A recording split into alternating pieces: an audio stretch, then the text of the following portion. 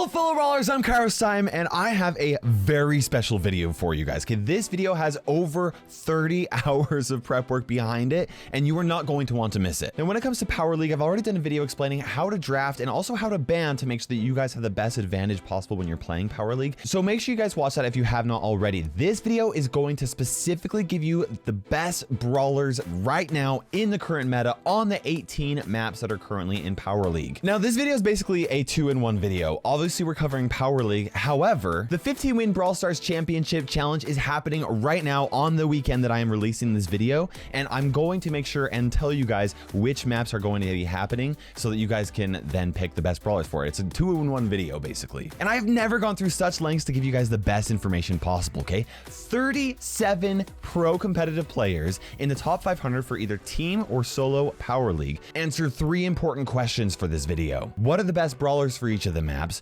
Which gadgets and star powers are must picks? And of course, also quick and dirty tips to make it easy for you guys to win. Now we're gonna go over all 18 of the maps, and I've actually put timestamps in this video to make it really easy for you guys to jump around, especially when you are actually playing Power League, so you can pull up the quick guide for each of the maps. But before we get into that, I am stoked to tell you guys about the sponsor of today's video, Prime Gaming by Amazon. For a limited time only, you can get exclusive content for Fall Guys through Prime Gaming. And this is actually completely free for Prime members. Like, I've been an Amazon Prime member for a year, so this is literally just a bonus on top of an already amazing service. Season 4 was just announced in Fall Guys, and you can click on my link to obtain the exclusive MVP costume to prove to everyone around you that even if you're getting bumped, pushed, or you fall to your death, you're always the MVP. You'll want to click on the link and find out more as soon as you can, but that's actually not all that Amazon Prime Gaming has to offer. Prime Gaming continues to bring a lot of amazing different offers for various games just like Fall Guys. Once again, a huge thank you to Amazon for sponsoring this video. We're gonna start this off with Gem Grab in Hard Rock Mine. Okay, now the percentages that you are seeing are the percent of the pro players that listed this brawler as one of the best for the map. Gold frames mean that 75% or more of the pros selected them, and those are safe bans and also safe picks for your team. You'll notice that not every brawler has star powers or gadgets selected. If you see a star power or gadget right here, that means that the pro players mentioned it as a must use. If it's not there, either they did not list it as a must use star power or gadget, or there were conflicting views for the pros, so I feel like it's best if it's not shown for you guys to just use your best judgment and what you think is going to be the best. By the way, I'm just going to tell you right now, Mr. P is on the list for every single map. So he's really good, and Colonel Ruffs is on almost every other map as well. Quick tips for this map: Sprout is really good defending over on the left lane. You just put your wall right there, and it makes it really difficult for the enemy team to, you know, sneak up on you. Byron and Max typically will go into the middle as a gem carrier. And as a reminder, you do want to play this as 3 separate lanes, one in the middle, one on the left, one on the right. And when you're selecting brawlers, you want to make sure that you have a brawler that fits each of those 3 lanes. Next, we have Ice Fort. I'm not going to be mentioning all the star powers and the gadgets for each of the brawlers because we have 18 maps to cover and not a whole lot of time. Once again, with this map, you want to play it 3 separate lanes rather than all people going right into the center. Sprout is actually a really good mid lane brawler as a gem carrier because he can use his wall to block off any of the entrances as needed. And as you can see, almost all of the pros selected Sprout as one of the best for the maps. Next, we have Minecart Madness, and this was selected for wins 1 through 3 in the championship challenge. Now for some quick tips, you really want to be paying attention to where the minecart is headed, if it's going down your side or the enemy side. If the minecart is coming toward your side, then get ready for a push so that you can push the enemy team back when the minecart is going to be going onto their side. And that's going to make it easier for you to put the enemy team in a difficult situation when you're pushing them up, but also it forces them to stay back here for a longer period of time so that you have a little bit more control of the center because they have to wait for the minecart to leave. With that said though, if the minecart is going toward the enemy team, you know that another minecart is going to be coming down your lane, so you need to fall back and be a little bit extra cautious because you don't want the enemy team to push you into a minecart on your side. Also, one thing that can be helpful is breaking these walls on your side of the map, and the reason why you want to do that is it makes it a little bit easier for you to get out of a spawn trap because that's kind of what this map is all about. Next, we got Bounty with Canal Grande. Okay, now one thing to pay attention to is that Piper actually has a red frame right here. This means that less than 50% of the pro players actually recommended Piper as one of the best for the map, and any brawler brawler that you do not see right here is recommended less than 50%, so they might not actually be the best unless you select them to counter a specific brawler that the enemy team has. Now for this map, you want to split up into 2 teams, okay? You want to start off with 1 person going left or right and then 2 people going on the other side. What the pros suggest doing is the thrower being the solo player going down one lane, because the throwers have a little bit more walls and the ability to just kind of push enemies back, and then the 2 other brawlers that you have going down the other lane. It doesn't matter if you go left or right, but you want to split 1 and 2 instead of all going 3, because if you do split all 3, then you're going to end up bunching together. It's going to be easier for the enemy team to kind of take you out. However, if you do lose control of one of the sides of the map, then it is a good idea for you to go 3 into the same side that you do already have control of, so you can try and regain a little bit of control. What you do not want to have happen is for your whole team to get pushed back and get spawn trapped between these 2 lanes. And a really great team comp is 1 thrower like Tick or Sprout, 1 tank like Rosa or Jackie, and kind of also Stu. He's not really a tank, but you get the idea. And then 1 mid to long range brawler like Colonel Ruffs, Byron, or Piper, or for that matter, Mr. P. Mr. P kind of fits the bill of being a thrower and a long range brawler, which is why he's so good right now. Next, we have Shooting Star for Bounty, and this is wins 4 through 6 for the championship challenge. Once again, a reminder that Stu is in the red, which means that less than half of the pros actually recommended him as being one of the best for this map. However, Nani was selected by almost every single one of the pros with her return to sender gadget. That gadget is so incredibly good against long-range, high-damaging brawlers like Piper or Brock, which is exactly why Nani's so good on this map. The best format for this map is to have 1 thrower go down the center lane, and then you have at least 1 other long-range brawler on the left or the right side. You can sometimes go with like an assassin type brawler like Max or Stu, even though Max isn't really a typical assassin brawler, but you guys kind of get the idea. And you want to try and make sure that you go down the same lane as an enemy that you outrange instead of being equal range, because it forces the enemy to fall back, and having the enemy team fall back right here makes them incredibly vulnerable. One thing you want to do early on in the match is try and break the enemy center wall right here so that the enemy thrower kind of struggles. And if you don't have a thrower on your team at all, then it'd be a good idea for you to break this wall and this wall. Next, we have Snake Prairie for Bounty. Now, there are a lot of red framed brawlers, and pretty much what that means is that the meta for this map is very narrow. Yes, you have Jean, Amber, and Brock on here. I wanted to include at least 9 brawlers for you guys, since you're gonna have 2 brawlers banned and 3 brawlers for each team. That's gonna be 8 total brawlers. So I want to give you guys some options, but any brawlers that are not listed here had even lower percentages as recommended brawlers by the pros. Now, when it comes to banning for this mode, if your team is first, do not ban Bo, because you want Bo on your team, and if the enemy team does not ban Bo, you get Bo, and if they do ban Bo, you can get Terra. However, if your team picks second, you want to ban Bo because you do not want them to have Bo. Bo is just way better than any other brawler on this map. Terra is second best, Rosa is third best, and Mr. P is fourth best because of his ability to, with his new gadget, put down porters wherever to be able to find enemies, and also with his revolving door star power to be able to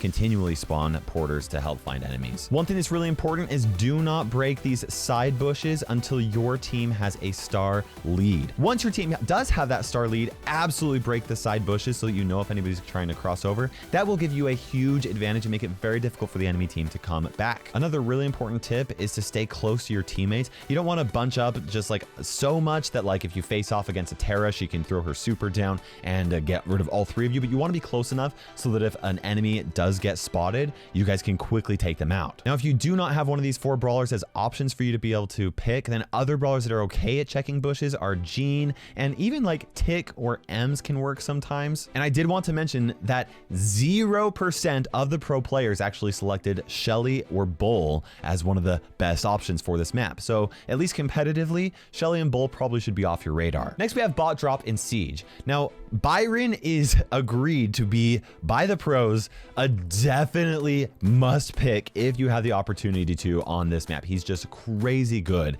and you must ban him if you don't have that opportunity, because you do not want the enemy team to have Byron. One thing you also want to do typically is to have 1 wall breaker on your team so you can get rid of this, it's going to make it much easier for you to deal damage to this Ike, because this is a very long range map. And if you have to come in from these awkward angles with long range brawlers, and it doesn't work too well if you're going on an offensive push. So having that wall breaker will help a lot. The only brawler out of these 9 that has that ability to is actually Colonel Ruffs. Well, and Piper can work. She can get close up there, drop a super, which will really help. However, if you don't have the option of doing either one of them, Colt is an okay option for this map as well. Now, honestly, when it comes to Siege, getting the very first bolt, seriously, the first bolt is very important, because that gives you a huge advantage in being able to spawn that first bot. If you get that first bot, you push in there, you're going to be able to have control of the center for rounds 2 and 3, which is really crucial. So it's actually a really good idea to have a fast runner like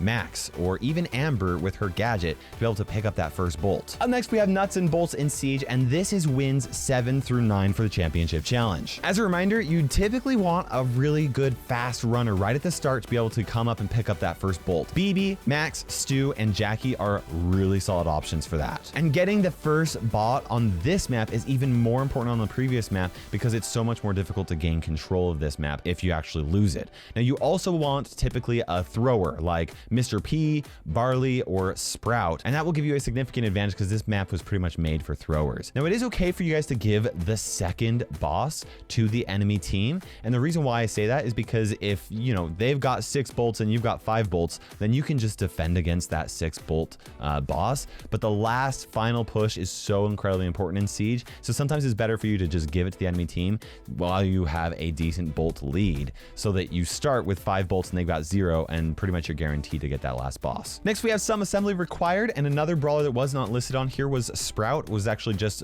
you know, just over 50%, so a solid option, just not quite as good as Tick or Barley or Mr. P for this map. But having at least one thrower is very important on this map. You want a thrower because there are so many walls and places for them to be able to escape and stay alive. You also want at least one tank on this map for the exact same reason. There's lots of cover and you can get in there and grab those bolts and stay alive. At least for this map, BB and Jackie are typically considered to be the best options for that.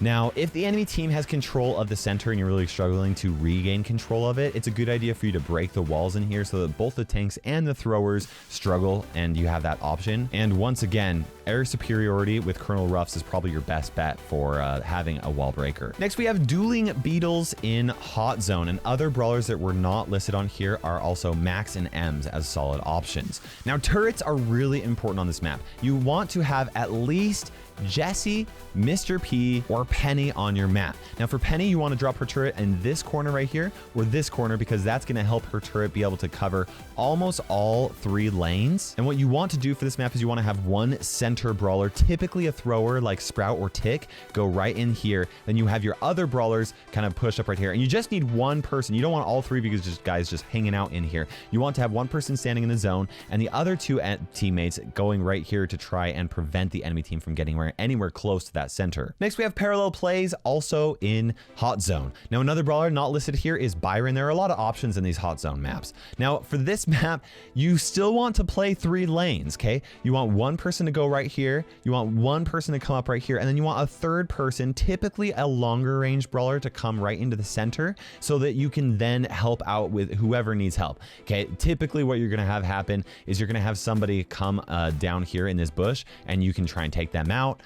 Or you could come up here if your person over here is getting bodied, then that works out really well. You don't want it to be 2 over here, 1 over here. You want to help out your person with that set person in the center. It is still a 3-lane map. Next, we have Split for Hot Zone, and this is wins 10 through 12 on the championship challenge. Other brawlers not listed right here are Edgar and Gale. They are playable if you need them, and the reason why I say that is you want to be able to have some sort of an option so that you can cross right here. And Gale can put his spring right here so that it's easy for your team to jump in there. However, the brawler of choice for that is going to be Surge with his 2nd star power so that he stays at that level 2. And that way he can just use his teleport to just jump right there. If you don't have the teleport, don't play Surge. Now you want to make sure you have at least one thrower on your team. And normally when I'm talking about throwers, I do include Mr. P, and Mr. P would be a great option right here. However, for this map, you want a thrower, either Sprout or Tick, to be able to attack across these walls, or even be in control right here and attack, or be in control right here and attack over there. It's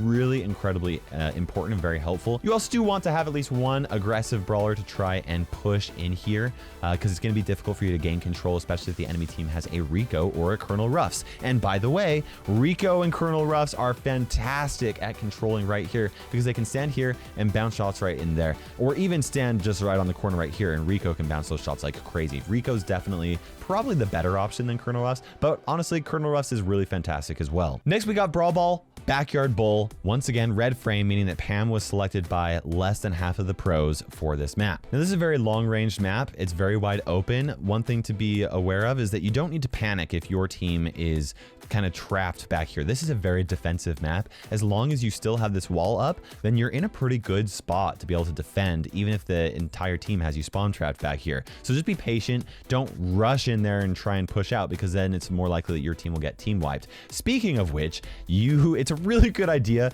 for you to be able to break this wall if you can. It's going to make it much easier for you to score. Colonel S is amazing with that for his air superiority star power. The pros did not specifically mention it, so I did not include it on here. However, I would play air superiority with on this map. And what you want to do is you want to try and spawn trap the enemy team and wait for an opportunity for you to completely wipe their team. Get rid of all three or even two of the three brawlers so that you can walk it in there with ease. Next, we have Sneaky Fields and Brawl Ball, and these are going to be your final wins 13 through 15 for the championship challenge.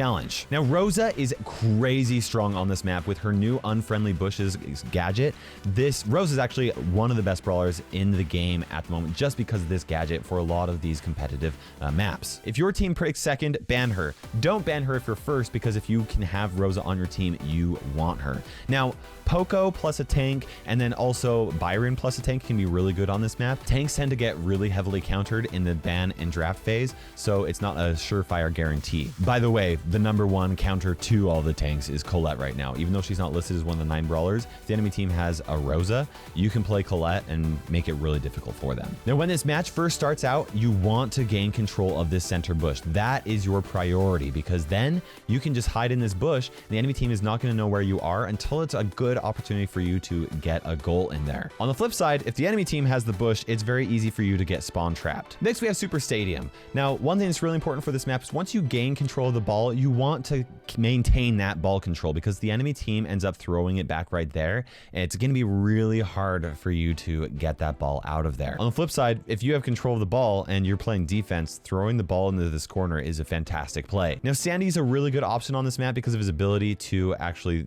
throw attacks pretty much like around corners almost. And there's lots of bush on this left side, making this the perfect place for you to put your tanks. And on the flip side, you also want to be very wary of tanks coming on this right here and trying to surprise you. If the enemy team does play a lot of tanks, you can select Colette, Ems, or even Frank can be really solid on this map. However, these were definitely the highest recommended brawlers for Super Stadium by the pros. Next, we have GG Mortuary in Heist. Now, Byron was also listed as a brawler that was highly recommended by the pros for this map. Now, Colt is the best brawler for this map, and the reason why is he's able to clear not only this wall, but also this wall, making it really easy for you to access the enemy safe. Now, one thing that you do also want to do right at the start of the match, and this is a really great play, is for you to clear this wall right here and also this wall. If you get rid of all these walls, it's going to make it much easier for your team to be able to escape right here. This map is all about long-ranged control,